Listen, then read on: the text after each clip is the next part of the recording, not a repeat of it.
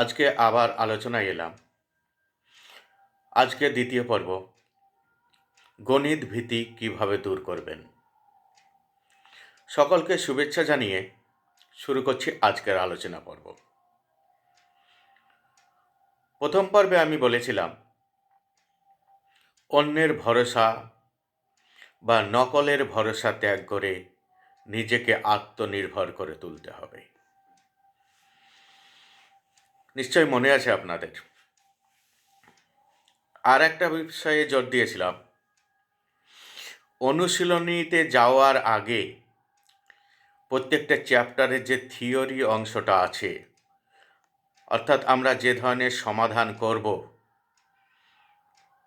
সে সম্পর্কে কিছু বিস্তারিত আলোচনা, কিছু সূত্র, নিয়মকানুন লিপিবদ্ধ আছে, সেটাকে ভালো করে বুঝে বুঝে আয়ত্ত করতে হবে। যতক্ষণ না ওই বিষয়টা আয়ত্ত করতে পারবো ততক্ষণ আমরা নির্ভুলভাবে ওই চ্যাপ্টারের অঙ্ক সমাধান করতে পারবো না। তার জন্য থিওরি অংশটাকে আয়ত্ত করতে হবে। তারপরে আমি যেটা বলেছিলাম, প্রতিদিন আমরা বাড়ি, টিউশনি কিংবা স্কুল 2 থেকে 2.5 ঘন্টা আমরা যে সময় ব্যয় করি অঙ্ক অনুশীলনের জন্য, অন্ততপক্ষে এই অনুশীলনের মাধ্যমে এক ধরনের অঙ্ক সম্পূর্ণরূপে আয়ত্ত করতে হবে।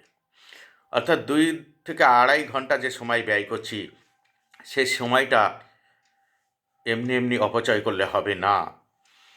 অন্ততপক্ষে সাধারণ মানের ছেলেদের একটা পদ্ধতি আয়ত্ত করতে হবে। ভালো ছেলেদের দুটোও আয়ত্ত করা যেতে পারে, আবার একটু দুর্বল ছেলেদের 2-3 দিন মিলেও একটা পদ্ধতি আয়ত্ত করতে হবে। কিন্তু পদ্ধতিটা আয়ত্ত না করে অন্য চ্যাপ্টারে চলে গেলে হবে না, পদ্ধতিটাকে আয়ত্ত করতেই হবে।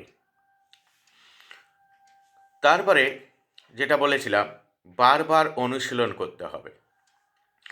ছুটির দিনগুলোতে অনুশীলন করতে হবে। বিদ্যালয়ে মাঝে মাঝে ক্লাস টেস্টের ব্যবস্থা হয়, সেগুলোতে উপস্থিত থাকতে হবে। টিউশন থাকলে টিউশনেতেও ক্লাস টেস্টের ব্যবস্থা হয়, সেখানে উপস্থিত থাকতে হবে। তা এগুলো আমি বলেছিলাম। এরপরে আজকে আমি যেটা বলবো সেটা হলো, দেখুন বইটা সহজ কঠিন বিভিন্ন অঙ্কের সমন্বয়ে তৈরি হয়। এবার সহজ চ্যাপ্টারগুলো প্রথমে আয়ত্ত করতে হবে। সাধারণ মানের ছেলেদের প্রথমে সহজ চ্যাপ্টারগুলোকে একটু বেছে বেছে আয়ত্ত করতে হবে। এর মধ্যে যে অঙ্কগুলো কঠিন মনে হবে সেই অঙ্কগুলোকে বাদ রাখতে হবে। সেগুলো প্রথমে মাথায় ঢোকাতে গেলে হবে না, তাহলে কিন্তু অঙ্কের ভয়টা থেকেই যাবে। যেটা হচ্ছে না, ভালো লাগছে না, বুঝতে পারছি না, থাক সেটাকে বাদ দিয়ে যে কটা বুঝতে পারলাম সেই কটাকেই আমি করব। এরপরে যেটা হবে সেটা হচ্ছে, অঙ্কের বেশিরভাগ চ্যাপ্টার একটা চ্যাপ্টার অন্য চ্যাপ্টারের ওপর নির্ভরশীল নয়। মানে আমি এই প্রথম চ্যাপ্টারটা শিখিনি, আমি স্কুল আসিনি তখন, কিংবা এটা আমার কঠিন লাগছে, মাথায় ঢুকছে না বলে যে পরের চ্যাপ্টারটা পারবো না তা কিন্তু নয়। প্রত্যেকটা চ্যাপ্টার অঙ্কের স্বতন্ত্র। খুবই অল্প একটু মিল থাকতে পারে কোনো চ্যাপ্টারের সঙ্গে কোনো চ্যাপ্টারের, কিন্তু বেশিরভাগ চ্যাপ্টারগুলো হচ্ছে স্বতন্ত্র। তার ফলে অন্য চ্যাপ্টার না শেখা থাকলেও এই চ্যাপ্টারটা আয়ত্ত করা যেতেই পারে। এই জিনিসটা ভালো করে শিক্ষার্থীদের মাথায় ঢোকাতে হবে যে আগেরটা না শিখলে পরেরটা করা যাবে না, এটা কিন্তু নয়। এই ধারণাটা ভালো করে তার মাথায় ঢুকিয়ে দিতে হবে। আমি যেই চ্যাপ্টারটা শিখব সেই চ্যাপ্টারটা থেকে কোশ্চেন অবশ্যই আসবে, কত নম্বরে আসবে সেটাও বলে দেওয়া হয়। তার ফলে আমি ওই চ্যাপ্টারটা যেটা ভালো লাগছে, সহজ মনে হচ্ছে, সেটাকে আমি ভালো করে আয়ত্ত করব। আর যেটা কঠিন মনে হচ্ছে সেটাকে আমি এখন সরিয়ে রাখবো, পরে দেখা যাবে। এরপরে বলি যেটা, এখনকার নতুন সিলেবাসের বইতে পাটিগণিত, বীজগণিত, জ্যামিতি একসঙ্গে মিশিয়ে দেওয়া হয়েছে। আগে এগুলো পৃথক পৃথকভাবে থাকতো। মানে প্রথমে পাটিগণিত থাকতো, তারপর বীজগণিত থাকতো, তারপর জ্যামিতি। এখন চ্যাপ্টারগুলোকে বিভিন্নভাবে মিশিয়ে দেওয়া হয়েছে। এখন যে বিজ্ঞানসম্মতভাবে সিলেবাস তৈরি করা হয়েছে, তাতে শিক্ষাবিদরা এই সিদ্ধান্তে উপনীত হয়েছেন যে একসঙ্গে শিক্ষা দিলে শিশুরা আনন্দ সহকারে ভালোভাবে শিখতে পারবে। তাই এগুলোকে মিশিয়ে দেওয়া হয়েছে। তাই আমরা বলি, যে অংশটা তাকে সহজ মনে হবে, যে অংশটা তাকে সাবলীল মনে হবে, সেই অংশটা তাকে আগে শেখাতে হবে। যদি বীজগণিতটা মনে হয় সাবলীল, বীজগণিতটা আগে শেখাতে হবে। যদি জ্যামিতিটা মনে হয় সাবলীল, সহজ লাগছে, জ্যামিতিটা আগে শিখতে হবে। কিন্তু একটা সমস্যা, বিদ্যালয়ে সেগুলো তো এভাবে শেখানো যায় না, কারণ সিলেবাস বছর অনুযায়ী প্রত্যেক মাসে কোন কোন চ্যাপ্টার পড়ানো হবে সেটা মধ্যশিক্ষা পর্ষদ থেকে নির্দিষ্ট করে দেওয়া থাকে। তাই বিদ্যালয়ের ক্ষেত্রে এটা একটু সমস্যা বটে। ওরই মধ্যে এই সমস্যার সমাধানগুলো করতে হবে। তারপরে আর একটা বলি, দেখুন, উপপাদ্য অংশ শেখানোর আগে জ্যামিতির যে সাধারণ ধর্ম, বিন্দু কাকে বলে, সরল রেখা কাকে বলে, রেখা কয় প্রকার, তল কাকে বলে, তল কয় প্রকার, ত্রিভুজ, চতুর্ভুজ, এই সমস্ত সম্পর্কে ধারণা, বিভিন্ন প্রকার কোণ সম্পর্কে ধারণা, তাদের পার্থক্য, তাদের বৈশিষ্ট্য, এইগুলো সম্পর্কে একটুকু ঝালিয়ে নিতে হবে এই ধর্মগুলো। তারপরে বলি, এই একটা উপপাদ্যের সঙ্গে অন্য উপপাদ্যের যে খুব একটা মিল নেই, মানে প্রমাণগুলো অন্য উপপাদ্যে খুব একটা কাজে লাগবে না, এটা তাকে বোঝাতে হবে।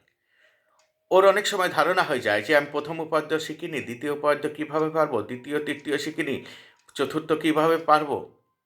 না, ধর্মগুলো আমাদের একটু জানতে হবে। একটা উপপাদ্য না জানলেও অন্য উপপাদ্য শেখা যায়।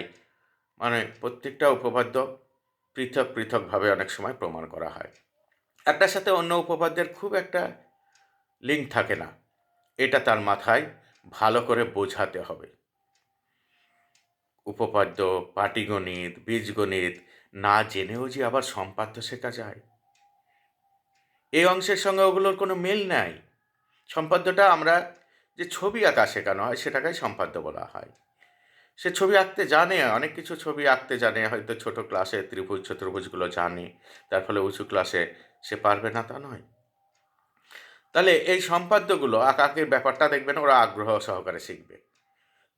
আমরা অনেককে দেখি ওটা আগ্রহ সহকারে শিখে সহজ মনে করে, সেটাকেই আগে শেখান, কোনো অসুবিধা নেই। এই সম্পাদ্যগুলো তাহলে উপপাদ্য না জানলে যে সম্পাদ্য হবে না, মানে জ্যামিতি আমি জানি না উপপাদ্য, তা কিন্তু নয়। আগে সম্পাদ্য জানলে, শিখতে চাইলে সম্পাদ্য শিখুক, অসুবিধা নেই, এর সঙ্গে ওর কোনো সম্পর্ক নেই, সেটা ভালো করে ওর মাথায় ঢুকিয়ে দিতে হবে। আবার দেখুন, এই সম্পাদ্যেরই বিভিন্ন অংশ আছে, সেগুলো একটার সাথে আর একটা নির্ভরশীল নয়, এটাও তার মাথায় ঢুকিয়ে দিতে হবে।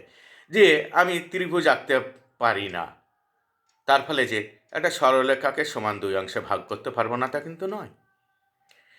ত্রিভুজ আঁকাটা আর সরলরেখাকে দুই অংশে ভাগ করাটা সম্পূর্ণ আলাদা ব্যাপার।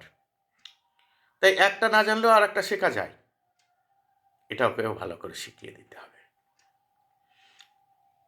আমাদের অঙ্কে ভীতি দূর করতে গেলে এই সমস্ত বিষয়গুলোর ওপর আমাদের লক্ষ্য দিতে হবে, লক্ষ্য রাখতে হবে।